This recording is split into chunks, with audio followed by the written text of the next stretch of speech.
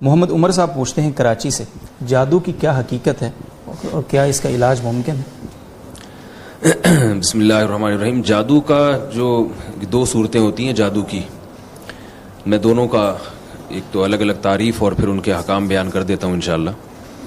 جادو ایک تو ہر اس کام کو جس کے اسباب مخفی ہوں، ہر اس اثر کو جس کے اسباب مخفی ہوں، اس کو بھی جادو کہا جاتا ہے۔ مثال کے طور پر کوئی بھی ایسا کام ہوا جس کی لاجک آپ کی سمجھ میں نہیں آ رہی، حالانکہ لاجک اس کی ہوتی ہے لیکن لاجک سمجھ میں نہیں آ رہی، وہ بہت باریک لاجک ہوتی ہے اس کی، تو اس کو بھی جادو کہا جاتا ہے، جس کو انگلش میں میجک کہتے ہیں۔ آپ نے میجک شو آج کل یوٹیوب پہ آ رہے ہیں کہ وہ بندے کے جو ہے نا وہ ٹانگیں کاٹ کے الگ کر دیتے ہیں، وہ اور دھڑ الگ اور ٹانگیں الگ ہو گئیں، لوگ اس کو جادو کہتے ہیں۔ حالانکہ وہ ہوتا ہی ہے کہ وہ نظر کا دھوکہ ہوتا ہے، کچھ ایسی چیزیں لگائی بھی ہوتی ہیں اور وہ خود بتاتے بھی ہیں کہ یہ حقیقت میں ٹانگیں وانگیں نہیں کٹی ہیں، کچھ بھی نہیں ہوا ہے، اور یہ باقاعدہ سیکھی جاتی ہے یہ چیز۔ یہ شعبتیں ہیں، نظر کا دھوکہ ہے۔ آپ یہاں بھی دیکھ رہے ہوتے ہیں لوگ 20-20 روپے میں شو دکھا رہے ہوتے ہیں، وہ جناب وہ رومال سے کبوتر نکال لیا، تو یہ حقیقت میں رومال میں کوئی کبوتر نہیں ہوتا، یہ سب ٹرک ہوتی ہے، کیسٹ یہ سیکھی جا سکتی ہے بہت آرام سے۔ جادو کی ایک قسم تو یہ ہے۔ اس قسم کا حکم یہ ہے کہ اس میں اگر دھوکہ نہ ہو تو یہ جائز ہے، ایک انٹرٹینمنٹ کا ایک ذریعہ ہے۔ دھوکے کا مطلب کیا ہے کہ ہے یہ ایک نظر کا ایک دھوکہ ہے، لیکن اس کو آپ روحانیت کے نام سے تعبیر کر کے لوگوں کو الو بنا رہے ہو کہ میں بہت بڑا بزرگ ہوں، میں دیکھو رومال سے کبوتر نکال کے دکھا دیتا ہوں۔ اب گورے بھی یہ کام کرتے ہیں لیکن وہ اپنے آپ کو بزرگ نہیں کہتے، یعنی وہ اپنے آپ کو بزرگ نہیں کہتے، وہ کہتے ہیں ٹرک ہے، پیسے دو ہم سے سیکھ لو آ کے۔ تو ہمارے ہاں جب یہی کام کوئی داڑھی پگڑی والا کرتا ہے تو وہ کیا کرنا ہے، وہ شعبت بازیاں شروع کر دیتا ہے، ایسی ٹرک شروع کر دیتا ہے، اور اس کو یہ شو کرتا ہے کہ میں پہنچا ہوا بزرگ ہوں اور فرشتے نازل ہوتے ہیں اور میں جنات سے یہ کام لے رہا ہوں اور فرشتوں سے یہ کام لے رہا ہوں۔ تو یہ اگر دھوکہ دے رہا ہے تو یہ بالکل حرام ہے، گناہ کبیرہ ہے۔ تو یہ تو میں نے جادو کا ایک قسم بیان کی جس کو شعبت بازی ہم کہہ سکتے ہیں۔ دوسری قسم ہے جس میں جنات سے کام لیا جاتا ہے۔ جنات کی فطرت میں شر غالب ہے، تو بعض دفعہ جنات کو کوئی میسج دیا جاتا ہے کہ فلاں کو آپ نقصان پہنچا دو، اور وہ میسج دے کے جنات کو خوش کیا جاتا ہے۔ جنات کی عادت یہ ہے کہ جو کافر جنات ہوتے ہیں یا نافرمان ہوتے ہیں، وہ بہت ہی کوئی وحشیانہ قسم کا جب آپ کام کرتے ہیں تو خوش ہو جاتے ہیں۔ شیطان یعنی شیاطین ہیں جن کو میں جنات کہہ رہا ہوں، جنات اور شیاطین ایک ہی چیز ہے، وہ شرارتی جنات کو شیاطین سے تعبیر کیا جاتا ہے، تو شیاطین اس پہ خوش ہو جاتے ہیں۔ تو جب آپ کوئی الٹا کام کرتے ہیں، بہت ہی ایک وحشیانہ کام، تو شیاطین خوش ہو جاتے ہیں اور آپ کی حوصلہ افزائی کے لیے پھر ایسا کام کر دیتے ہیں جس سے آپ خوش ہو جاؤ۔ اس کی میں آپ کو ایک مثال دیتا ہوں کہ میں ایک جگہ گیا، مجھے وہاں بتایا گیا کہ یہاں کوئی بزرگ دفن ہے، اور یہ بزرگ جو ہیں یہ اتنے زبردست پہنچے ہوئے بزرگ ہیں کہ یہ قبر کے اندر سے لات مارتے ہیں بندے کو، اور وہ قبرستان کی دیوار سے جا کے لگتا ہے۔ قبر کے اندر سے لات مارتے ہیں اور وہ دیوار سے جا کے لگتا ہے بندہ۔ میں وہاں کھڑا ہو گیا، میں نے کہا مجھے پتا تھا کہ بزرگوں کا یہ کام تو نہیں ہوتا کہ قبر سے لات، وہ تو زندگی میں کسی کو لات نہیں مارتے، وہ قبر کے اندر سے، ویسے بھی لات مارنے کی صلاحیت ہی ختم ہو گئی تو کہاں سے ماریں گے۔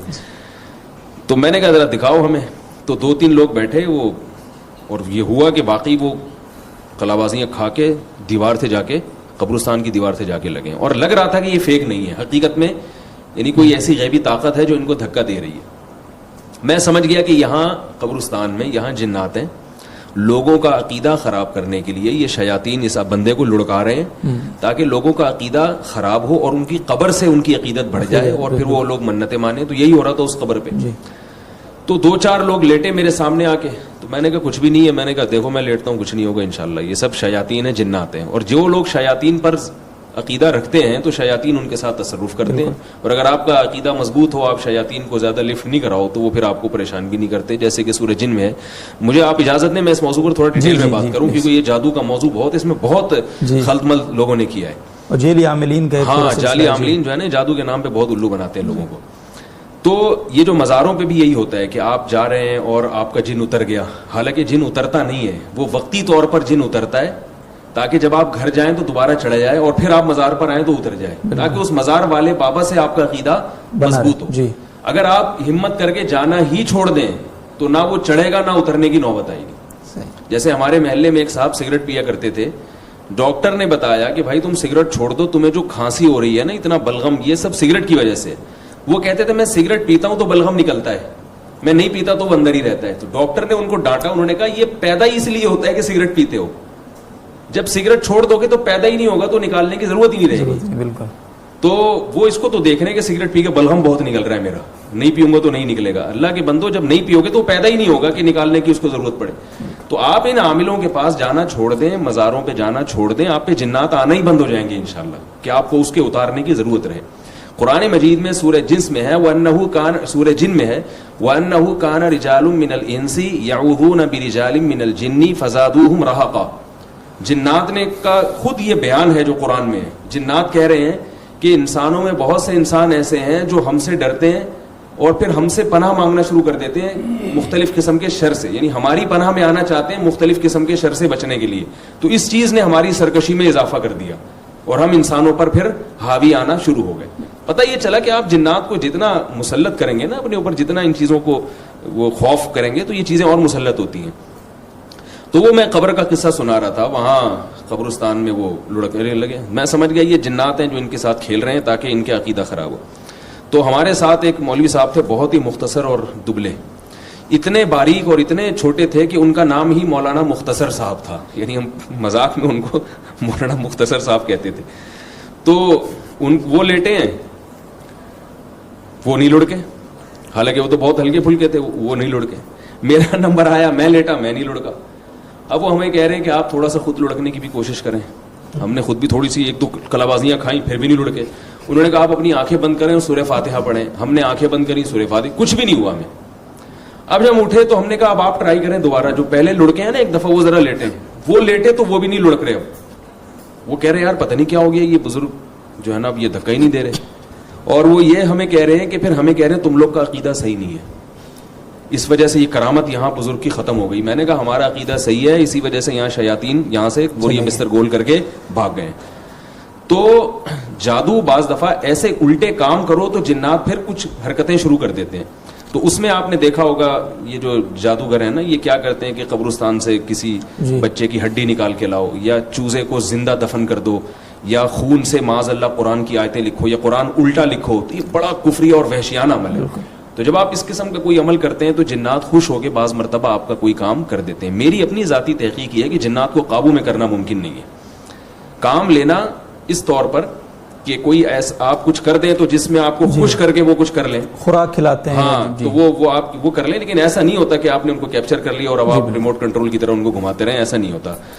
تو ایسا کریں گے تو کوئی بھی نہیں آئے گا, یعنی مطلب ہے کہ آپ کا نظام عالم برباد ہو جائے گا.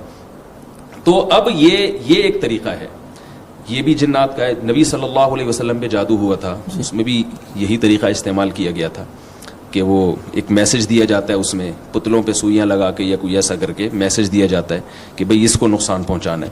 تو اس کا حکم کیا ہے, یہ قرآن مجید نے اس کو کفر قرار دیا ہے. اس میں اگر شرکی الفاظ کہیں ہیں کسی نے تو وہ کافر ہو جائے گا, شرکی الفاظ اگر نہیں کہیں تو کافر تو نہیں ہو جائے گا مگر کبیرہ گناہ کا مرتکب ہوگا. اور فقہاء نے لکھا ہے کہ حکومت پر لازم ہے کہ ایسے شخص کو قتل کر دے جو اس جادو کرتا ہے.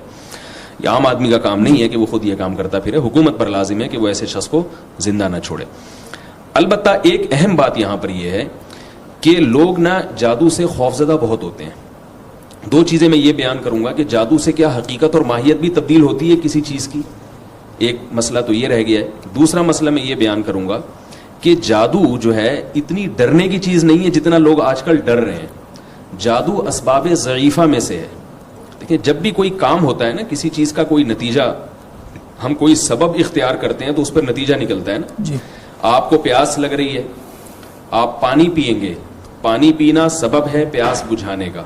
پانی پئیں گے تو یقیناً پیاس بجھے گی, الا یہ کہ کوئی معجزہ ہو جائے اور پیاس نہ بجھے, لیکن پیاس بجھتی ہے.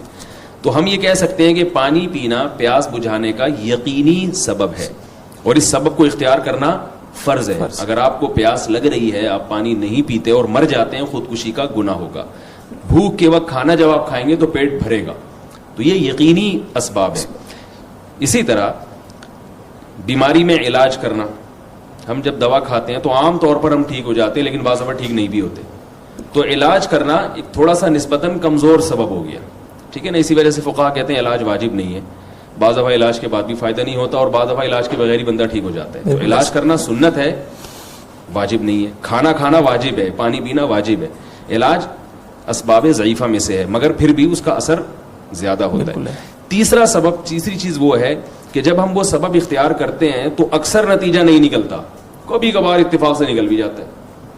اس کی مثال ایسے جیسے کسی کو بخار ہے, آپ اس کو کوئی بخار کا تعویذ باندھو, بہت کم امکان ہے کہ تعویذ سے بخار اتر جائے.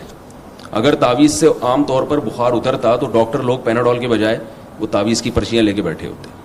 بخار کے مریض کو آپ 2 گولی پیناڈول کھلا دیں, بخار 90% چانسز ہیں کہ بخار اتر جائے گا, کیسا ہی تیز بخار ہو. لیکن آپ اس کو تعویذ لٹکا دیں اس کے گلے میں تو 5% چانس ہے کہ اس کا بخار اترے. 95% یہی ہوتا ہے کہ نہیں اترے. اور 5% جو چانس ہوتا بھی ہے اگر اتر بھی جائے تو یہ پتہ بھی نہیں ہوتا کہ یہ خود سے ہی اترا ہے یا اس کے تعویذ کی وجہ سے اترا ہے.